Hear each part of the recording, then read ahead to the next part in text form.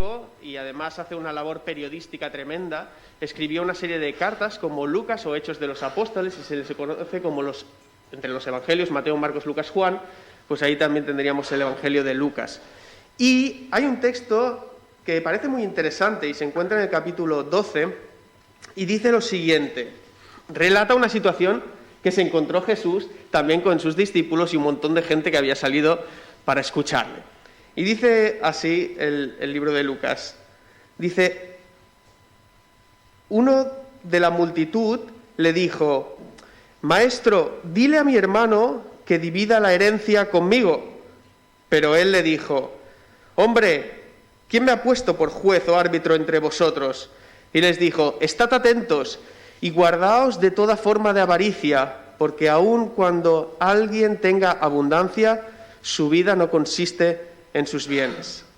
Y también le refirió una parábola diciendo: la tierra de cierto hombre rico había producido mucho, y pensaba dentro de sí diciendo: ¿qué haré, ya que no tengo dónde almacenar mis cosechas? Entonces dijo: esto haré, derribaré mis graneros y edificaré otros más grandes, y ahí almacenaré todo mi grano y mis bienes. Y diré a mi alma: alma, tienes muchos bienes depositados para muchos años. Descansa, come, bebe, diviértete. Pero Dios le dijo: necio, esta misma noche te reclaman el alma. ¿Y ahora para quién será todo lo que has provisto? Así es el que acumula tesoro para sí y no es rico para con Dios. Vamos a orar. Padre, te damos las gracias por estas cosas que podemos leer ahora y que podemos entender de ti. De otra manera no podríamos conocerte. Y queremos que estés aquí, que tú, de forma invisible, ¿no? Puedas hablar al corazón de las personas que lo necesiten y que te estén buscando en lo profundo de su ser. En el nombre del Señor Jesús. Amén. Bueno, yo he traído una cosita que son unos plátanos, ¿no? Entonces, no sé si los veis, pero ¿de dónde diríais que son estos plátanos? Probablemente sean de La Palma. Son de las Islas Canarias. Es decir, que las Islas Canarias en realidad son súper famosas justamente por los plátanos. Es tal cual. Estamos hablando de que se exportan millones de toneladas anualmente fuera y que en España únicamente se consume alrededor del 3% de lo que produce las Canarias. Y además es interesante porque la segunda isla que más plátanos produce, con 2.400 hectáreas productivas de plátanos, ¿sabéis cuál es de las 7? La Palma. Increíble, porque es pequeñita, pero es la segunda que más produce por detrás de Tenerife. Así que realmente las islas de Gran Canaria son famosas por sus plátanos. Pero en los últimos días no están siendo famosas por sus plátanos. ¿Por qué están siendo famosas? Por un volcán. ¿Y qué ha pasado, ¿no? En los últimos días? Que de repente, hace casi ya un mes, hubo un volcán en Cumbre Vieja que entró en erupción. Y eso fue amenazante a todos los isleños, de manera que empezaron a caer coladas de lava y arrasaban con todas las plantas productivas. Casi 2.000 viviendas han sido destruidas, no gente que se ha evacuado, destruidas, y además se están evacuando más y más personas por centenares. O sea que realmente es una amenaza grave que está tocando muy, muy, muy de cerca a la isla. Yo me acuerdo los primeros testimonios que salían y de cómo al principio era muy chulo, en el sentido, ¡wow!, el volcán y tal, pero eso cambió en pocas horas. En pocas horas todo era un auténtico desastre y muy peligroso para las personas que ahí estaban viviendo, ¿no? Y claro, pero es que las Islas Gran Canaria son islas volcánicas, o sea, son volcanes que hace muchos años surgieron. El de La Palma mismo es enorme, es un volcán, pero después Cumbre Vieja es toda la zona, la cordillera, donde hay pequeños volcanes que estaban activos. No habían erupciones, pero estaban activos. Y como dice, hombre, claro, si construyen casas sobre los volcanes ya, pero es que la última erupción era de 1971. Es decir, hace exactamente 50 años atrás. ¿Y qué puedes construir tú en 50 años? Toda una vida. O sea, tú naces, juegas con los niños, vas a la escuela, creces, vas al instituto, te apuntas a fútbol, luego, no sé, pasas a la universidad, estudias una carrera, te licencias, luego te puedes ejercer, trabajas, te enamoras, te casas, tienes hijos, construyes una vivienda. ¿Qué puedes construir en 50 años? Una vida entera. ¿Qué puede hacer un volcán o algo natural de estas características en 10 minutos? Destruir toda una vida en 10 minutos. Y no sé si has podido escuchar parte de los testimonios de las personas afectadas, pero realmente son una lección tremenda. Porque yo cuando las escucho pongo mucha atención porque habla de cosas importantes para nosotros, que si no hubiera un volcán ahí, jamás las pensarías. Ellos las piensan y las viven y las transmiten porque tienen el volcán, pero nosotros aquí estamos muy bien y no podemos experimentarlo. Pero si atiendes bien lo que están diciendo, te darás cuenta que muchas de esas cosas son cosas que ya explicaba la Biblia y que explicaba Jesús también. Y cuando comenzaron a hacer las evacuaciones de las personas, que venía la lava, me impactó mucho leer algunas cosas, ¿no? Porque entraban la policía y los bomberos a casa de personas y les decían: coge lo imprescindible y fuera, se te acabó, sal de tu casa pensando que ya nunca vas a regresar. Pero ahora, coge lo imprescindible. ¿Alguna vez os han atracado en casa? ¿Alguna vez han entrado ladrones en vuestras casas? ¿Hay alguien? ¿Sí? ¿Qué se llevaron?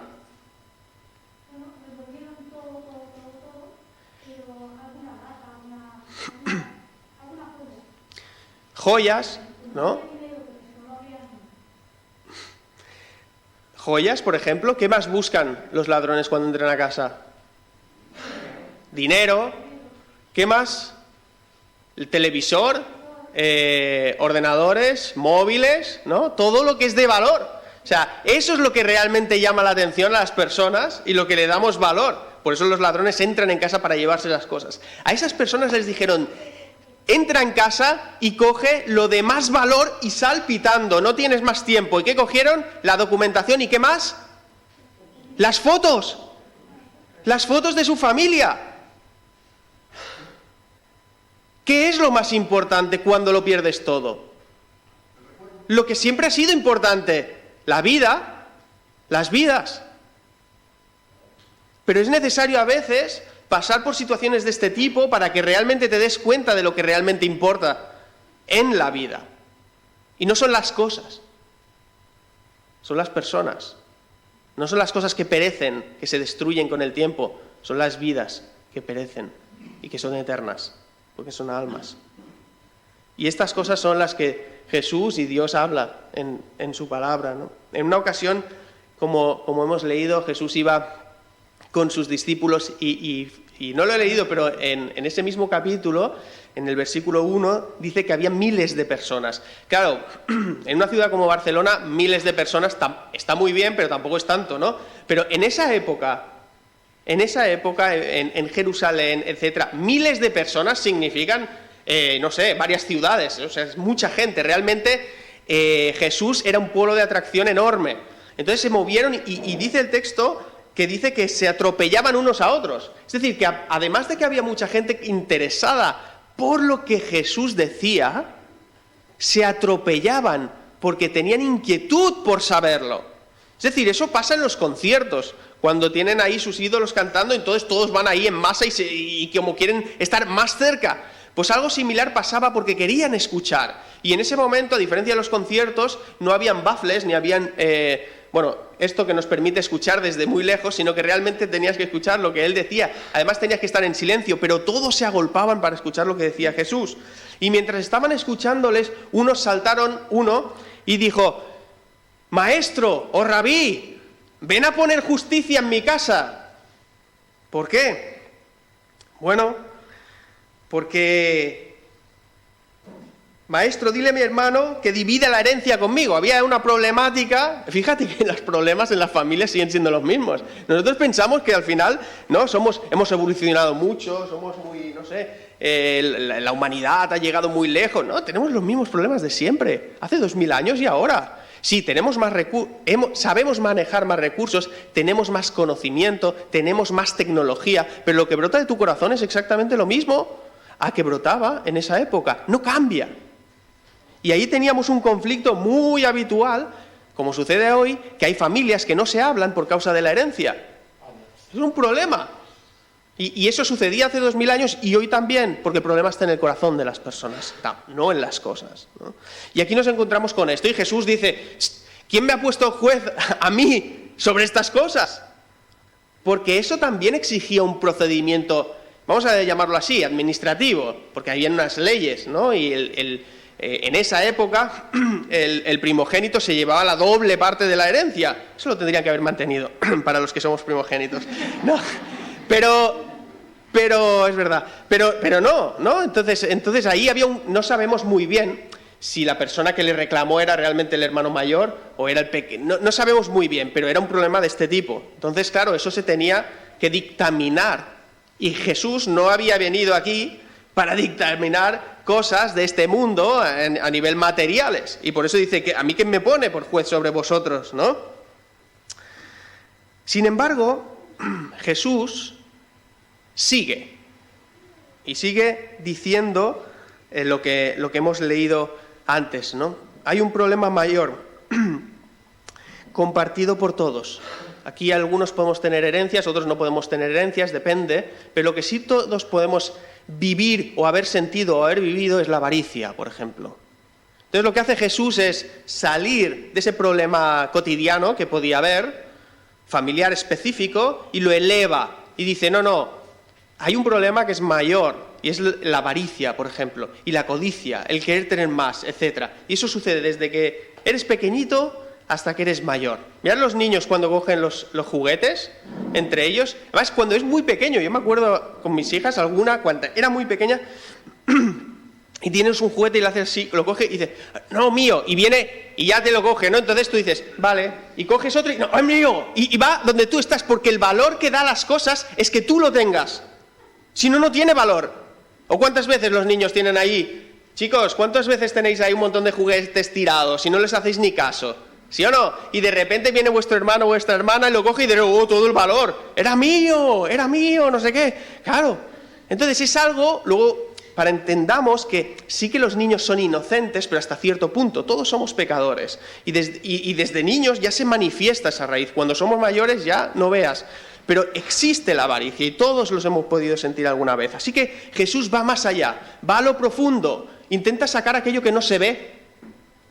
Con la herencia te salen las cuentas o no te salen, pero la avaricia, ¿cómo lo mides? Si no se ve. Por eso, ¿qué dice Jesús? Dice, estad atentos y guardaos de toda forma de avaricia, porque aun cuando alguien tenga abundancia, su vida no depende de sus bienes. Y dice, estad atentos. ¿Por qué? Porque ¿cómo disciernes la avaricia? Si no te das cuenta muchas veces. Estás siendo avaro y no lo ves. Entonces Jesús ha venido para poner de manifiesto esas cosas que no ves, no son fáciles de detectar. Y eso es lo que quiere hacer para salvación, ¿no? Entonces, cuando alguien tenga abundancia, su vida no depende de sus bienes. Esas personas de La Palma han perdido todas, pero todas las cosas, pero siguen respirando. ¿Por qué? Porque su vida no depende de sus bienes.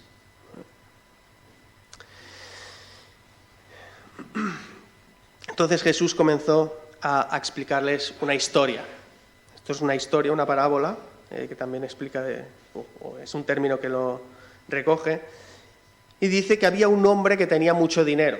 O sea, le iba muy bien las cosas, él se dedicaba al cultivo y tenía tierras. Y esas tierras además estaban produciendo muy bien, ¿Qué pasa? Que tuvo un problema grande, que claro, vamos a hacer un símil, ¿vale? Imaginaos que yo tengo ahí, estoy cultivando plátanos, entonces yo tengo el granero, o tengo una nave donde yo voy depositando los plátanos para que pasen su proceso, pero cada vez, oye, no me está yendo mal, ¿no? Cada vez tengo más, estoy produciendo más, entonces tengo un problema logístico o de almacenamiento. Es donde pongo tantos plátanos, porque no me caben. Entonces se encontró con esta problemática en esta historia que nos explica Jesús. ¿Y qué pasó? Que como le faltaba espacio, él pensó dentro de sí, reflexionó y dice, bueno, ¿qué voy a hacer? Y él dijo, ya sé lo que haré. Ya sé lo que haré. Lo que haré, voy a tirar esos tabiques, ¿no? Voy a tirar ahí esa pared que me permite, como tengo más parcela, construir un almacén aún más grande y voy a meter ahí todo el grano, ¿no? Todo lo que he sacado, todo el fruto, y los voy a hacer todos más grandes. Y así podré tener, bueno, para muchos años, ¿no? Esta era la idea. ¿Qué os parece la idea de tirar unas paredes del almacén y hacerlo más grande para que realmente podamos almacenar todos los plátanos o todo el fruto que hayamos sacado? ¿Os parece una buena decisión o una mala decisión? Es buena, o sea, es buena. De hecho es lógica, ¿no? No tengo más espacio, lo tiro, me va fantástico y así puedo. ¿Pero qué pasó? Que no quedó ahí la cosa, sino que entonces siguió diciendo, y este es el problema, y este es el grandísimo problema al que apunta Jesús, y es que este hombre dijo, y diré a mi alma, ojo, y diré a mi alma, alma, tienes muchos bienes, tienes muchas pertenencias, tienes para muchos años, así que, bueno, descansa, come, bebe y diviértete. Se equivocó tremendamente. ¿Por qué? Porque si tienes un problema de espacio, ¿no? Él le dio una solución de almacenamiento a su problema de espacio. Pero esa solución no es una solución para tu vida. Entonces, no tiene que ver nada una cosa con la otra. Y confió que eso le iba a dar seguridad y muchos años, vida para muchos años. Y es interesante porque Jesús cuando dice esto de lo que descansa, dile a mi alma descansa, come, bebe y diviértete, era justamente el lema de los filósofos epicúreos de Grecia entre 2 y 3 siglos antes de Cristo. Es decir, que Jesús muy finamente reconoce, o sea, en la historia pone en relieve ese principio filosófico de los epicúreos, que lo que realmente defendían es que no se tenía que pensar uno en si se iba a morir o si qué haría después de la muerte, etcétera, que lo que tenía que hacer es equilibradamente vivir sus placeres y beber, divertirse y no tender estas cosas, como los dioses y la muerte, ¿no? Y yo sé que en nuestras vidas nosotros no vamos hablando al alma, ¿no? No tenemos, podíamos tener, no tenemos como diálogos con nuestra alma, pero lo que sí tenemos es aspiraciones. Y muchas veces esas aspiraciones son descansar, beber, comer y divertirnos. Porque esto es lo que se ve. Y lo que se ve nos habla claramente de lo que no se ve. Otra vez. Lo que hoy vamos a hacer aquí es mostrar la evidencia visible de algo que no se ve. ¿Qué ha sucedido en Joana que de alguna manera se identifica y lo muestra de una forma visible, tal como Jesús mandó?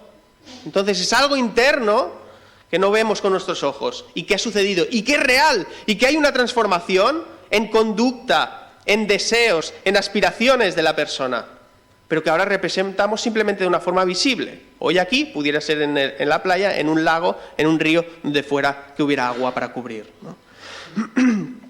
Y si el alma es eterna, entonces es lógico, hay que poner la confianza sobre alguien que sea eterno, porque todo lo que sea poner confianza del alma sobre cosas perecederas es absurdo, es necio. Y por eso dice aquí Jesús que Dios le dijo a este señor, en la historia, dice, necio, esta misma noche te reclaman el alma, y ahora, ¿para quién será todo lo que has provisto? Así es el que acumula tesoro para sí y no es rico para con Dios. Porque claro, uno podría decir, no, yo no acumulo tesoro, soy pobre, sí, pero Dios también. ¿no? Entonces, así es todo aquel que no busca el reino de Dios, que no busca la voluntad de Dios. Os recomiendo seguir leyendo el pasaje en vuestras casas, pues vais a ver muchas más cosas muy interesantes, ¿no? Así que, necio, hay un día en que tu alma va a ser reclamada también, y no te van a pedir tus bienes, ni tus casas, ni tus joyas, ni tu dinero, tu alma, tú, quién eres, no lo que tienes. Aquí decimos, tanto tienes, tanto vales, pero para Dios no es así. Lo que vales eres tú. Esa es la clave. Yo pensaba en esta palabra de esta noche vienen a reclamar tu alma, ¿no? Y me he acordado de otro testimonio que salió en las noticias hace pocos días, cuando se destruyó otra parte del cono del volcán y cayó una lava. Entonces, realmente había un pueblo o casas que estaban siendo amenazadas y no lo habían estado hasta entonces. Entonces, realmente hablaron con varios del pueblo y ellos estaban muy angustiados, claro, pues no sabían en qué momento podía venir alguien a su casa para avisarles y salir pitando, ¿no? Entonces hablaron con una mujer y era muy interesante lo que ella decía. Y ella decía, yo cuando me voy a dormir, duermo vestida. Yo no me cambio. Entonces en casa, por la noche, nosotros no nos cambiamos, dormimos vestidos, porque tenemos que estar preparados. Porque en cualquier momento, por la noche, pueden venir a llamarnos la policía, los bomberos, etcétera, y vamos a tener que salir, ya, pitando. Entonces ella explicaba esta sensación y decía textualmente, hoy estoy aquí, pero mañana, ¿dónde estaré? Es literal, o sea, verlo, alguien que te está diciendo esto en la tele mientras estás, y te lo dice clarísimamente, ¿no? Esa es su inquietud, no sé dónde voy a estar. Y lo que quiere Dios es que veamos la realidad de lo que está ocurriendo estos días, pero desde una perspectiva amplia, que es muchas veces nuestro problema. Porque fijaos una cosa, si alguien de nosotros dice, oye, mira, es que yo duermo vestido por las noches, ¿no? ¿Qué pensaríamos? Pensaríamos, hombre, no sé, un poco rarito es, ¿no? Es quien duerme por la noche vestido, sin cambiarse, ¿no? Pero cuando tú hables el foco y ves el contexto y vas abriendo el zoom y vas viendo que, anda, si hay un volcán, anda, que la lava cae, anda, que puede arrasar mi casa. ¡Oh! La cosa más locura que podía significar el dormir vestido, resulta que es la cosa más sabia, ¿no? O sea, más inteligente, más coherente. Entonces lo que nos permite hacer la Biblia es abrir el foco. ¿Qué sucedió con Noé? Que Dios le dijo, no, construye un arca. Y Noé empieza a construir un arca de madera enorme en un monte, ¿no? Es absurdo, o sea, es que cualquier que lo ve, bueno, por eso se reían, ¿no? Era una locura hasta que se cumplía la palabra de Dios y empezó a llover y a llover y a llover y empezaba a inundarse todo. Entonces, ¿quién fue el sabio? Noé. Lo absurdo de este mundo justamente se convirtió en sabiduría de Dios. Entonces, ¿qué está pasando hoy también? Que Jesús está dando la oportunidad de que nosotros le podamos conocer, de que nosotros podamos creer, de que nosotros podamos depositar nuestra confianza sobre alguien eterno y mostrarlo de esta manera. Así que entiendo que en cierto modo puedas pensar, uy, pero esto del bautismo realmente, ¿qué es, no? Y qué extraño y qué raro, y me parece tal, ¿no? Pero ojo, hay que entenderlo a la luz de la Escritura, hay que leer y entender lo que sucedía y cuál es el propósito de estas cosas, porque en un momento determinado va a hacer un zoom y vas a ver que lo que antes parecía que no tenía sentido, ahora tiene mucho sentido, porque antes no lo podíamos discernir, ¿no? Y leíamos al inicio de toda la explicación que hubo un conflicto familiar. Decía, ¿quién me ha puesto a mí? Decía, como juez sobre estos asuntos, decía Jesús. Y lo curioso es que la Biblia nos explica cómo después a Jesús lo pusieron como juez sobre las herencias de todos los seres humanos. Dice Hechos capítulo 10, 42, este Jesús es el que Dios ha designado como juez de los vivos y de los muertos. Es decir, que Jesús no decidió sobre cosas de estas perecederas de aquí, pero va a decidir sobre tu alma. Porque ni aun el Padre juzga a nadie, dice Juan capítulo 5, sino que todo el juicio se lo ha confiado al Hijo, que es Cristo. Y me gustaría terminar con algo que escribió otra persona. Esta no es de una historia fantástica o una historia inventada como la que explicó Jesús para que entendieran algunas cosas, sino que realmente es alguien real, que vivió más anteriormente a Jesús y se llamaba David. Y esa persona tenía muchísimo dinero, más que seguramente que ese hombre que trabajaba en los graneros. Era gran poderoso, tenía muchas tierras, tenía un ejército, tenía mucho dinero, el rey David. Y él escribía cosas en cuanto a la relación con Dios. Era alguien que se dirigía a su alma también en sus escritos poéticos. Y en los Salmos, por ejemplo, en el Salmo 39 dice lo siguiente. Dice a Dios: he aquí tú has hecho mis días muy cortos. Mirad el contraste, ¿eh? Tengo bienes para muchos años, decía ese hombre. Y él dice: has hecho los días muy cortos. Y él tenía de todo tenía. Y mi existencia es como nada delante de ti. Ciertamente toda persona, aún en la plenitud de sus fuerzas, es un soplo. Ya está. Es nada. Sí, como una sombra anda el hombre. Ciertamente en vano se afana. Todo lo que hace, todo por lo que se pone nervioso, son por cosas que pasan. Acumula riquezas y no sabe quién las recogerá. Y ahora, Señor, ¿qué espero? Dice.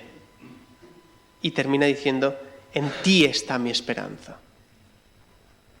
La esperanza es de que haya alguien que realmente perdone nuestros pecados, como la avaricia, como tantas otras cosas que nos condenan y que hay dentro de nosotros, y que un día alguien va a tomar una decisión sobre nuestra herencia, dónde vamos a ir.